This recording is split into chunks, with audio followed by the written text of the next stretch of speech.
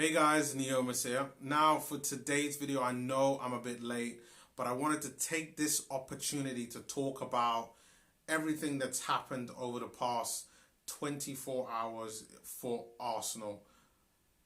Unai Emery gone.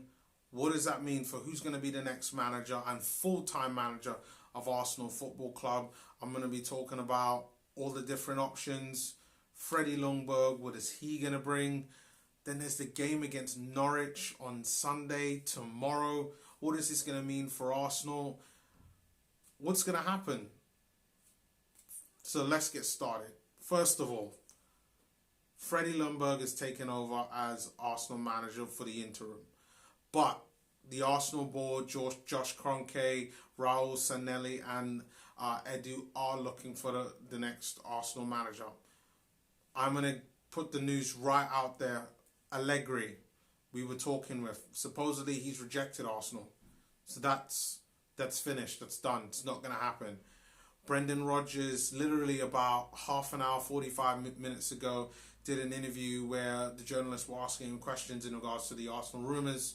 The story has been from earlier on this morning that he has been one of the main guys that they're looking at to take over Arsenal. You know, he's come out and said, straight up that, yes, Arsenal's a big job and all of that, but he's happy with the project that's going on with Leicester. So, absolutely understandable what's going on with Brendan Rodgers right now. Nuno, things have kind of quelled on him a bit. That's been a bit funny. So nothing has kind of really come up in regards to that. But to be honest, we could still be going on to look at Nuno once again, especially if we're looking at everything long term. Then there's the talks on Pochettino.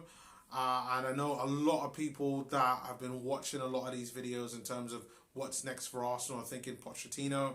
That idiot, Jermaine, well, he's not an idiot, but he has his opinions. Jermaine Genius believes that Pochettino is too big of a name for Arsenal anymore. But I don't know what makes him big of a name because he still didn't win anything. And I don't know what makes him think that he's going to get the Real Madrid job. I just don't see that happening. I think maybe someone like a Dortmund would probably be better for Pochettino and see what kind of happens there. One thing I will say is that the next manager for Arsenal has to be someone with pedigree.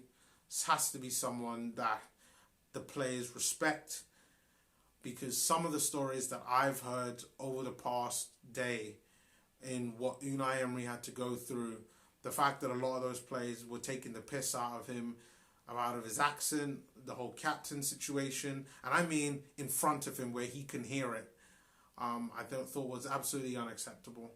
And if any of that is true, then a lot of these players need to go. And probably it will be in the summer, but it's just absolutely ridiculous what's going on. But the brightest spark, Freddie Ljungberg, is taking over the club, or taking over the team for now. He's done a video in regards to what his thoughts are. And, he's been coming out saying he wants to play fun, exciting football, but also doesn't want to ship goals. And I'm really intrigued to see what plan that he has in order to do that. Like, everyone that's watching this video is going to know that over the past several weeks, I have been pulling my hair out. And as you can see, a lot of it is getting pretty thin right now with Arsenal, because I don't know how Arsenal could fix their defence. I have no idea. Our defence is bad. Our defence is the reason why we haven't been winning games. The defence and the midfield link in the defence. Shocking. Absolutely shocking. It's just so bad. It doesn't give us a chance to even do anything. This is why, we're conceding 20 shots on our goal almost every single game, no matter what team that it is. So, what does this mean for Ljungberg? How is he going to change this and fix this? Well, Mertesacker is for now, on a temporary basis, coming down from his, I believe he's head of the academy at Arsenal Football Club.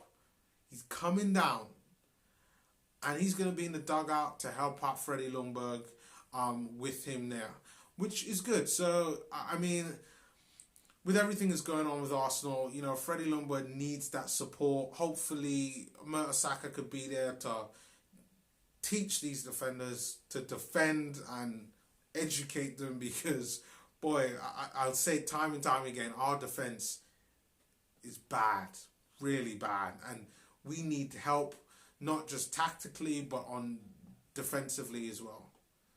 So, Mertesacker, I wish you the best of luck for whatever amount of time that you and Freddie will be there to try to get us to this position. So fingers crossed, my fingers and toes are crossed that they managed to actually do this. What does this mean for the Norwich game? How is Freddie going to start? He hasn't said anything or given any inkling on how that's going to look like. I mean, obviously, I don't think he's done a press conference yet in regards to Norwich.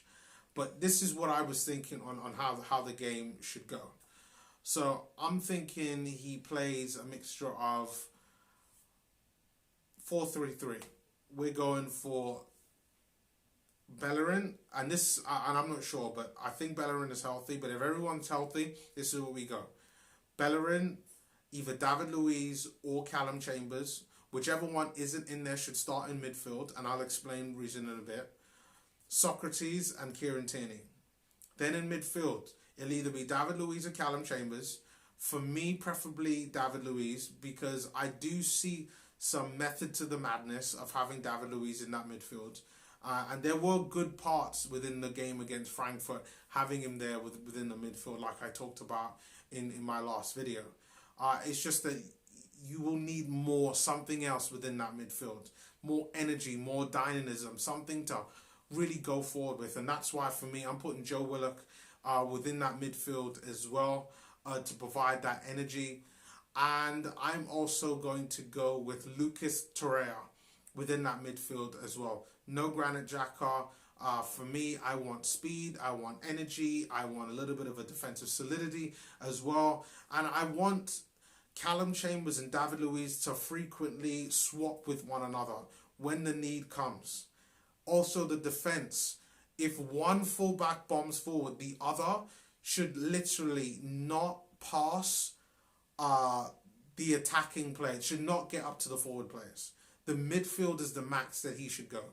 So if Tierney's going in for a cross, Bellerin, the furthest you go is midfield. That's all you do. You do not bomb forward and attack so that there are 5 players in attack and no one gets the ball, no one does nothing with it, and then it all goes to shits. No. We want defensive solidity, we want attacking football, and this formation would do it.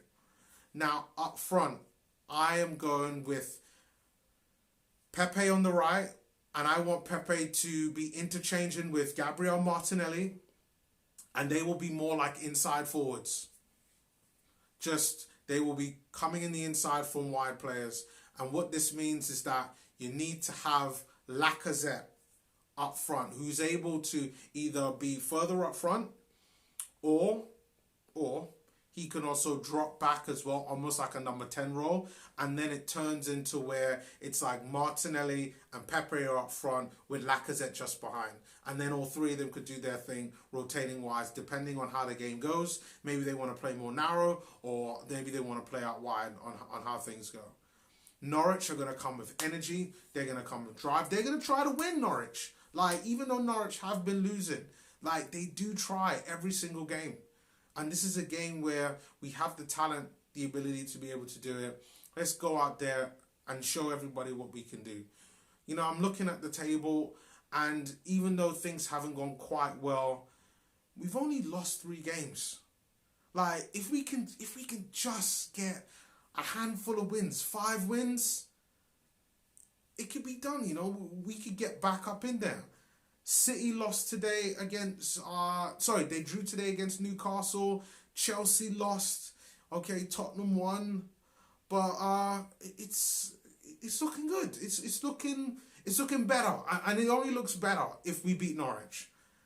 So for this game, I'm going to predictions of 3-0. That's right, complete shutout.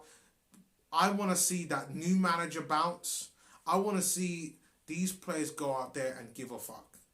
And with Per Mertesacker there, being in the trenches, seeing how these players are like, I expect Mertesacker to be feeding this information back to the club. And you're going to be seeing a lot in the summer and in January. You're going to be seeing almost evaluations of how these players are with now the new manager / coach in Freddie Ljungberg. Mertesacker giving his opinions, and you could believe that if any of these players are even disrespectful to the likes of Mertesacker and Freddie, they'll be gone in January or the summer. Because me as an Arsenal fan, I have no time for players disrespecting the manager or coach in any single way. We need to be working as a team, working to win, to get better. And hopefully now we can be able to do that with Freddie Ljungberg. It's a shame things didn't work out with Emery. I wish him all the best. I thought things would have generally worked out for him, but it wasn't to be. So guys, let me know your thoughts on this, on everything that's happened over the past 24 hours. Yes, Freddie is here. Freddie is going to be leading the ship. He's at the wheel, people. He's at the wheel. Hopefully, he doesn't crash it into the tree. But leave your comments below. Please like, hit the bell, subscribe. And I will see you guys next time. Peace.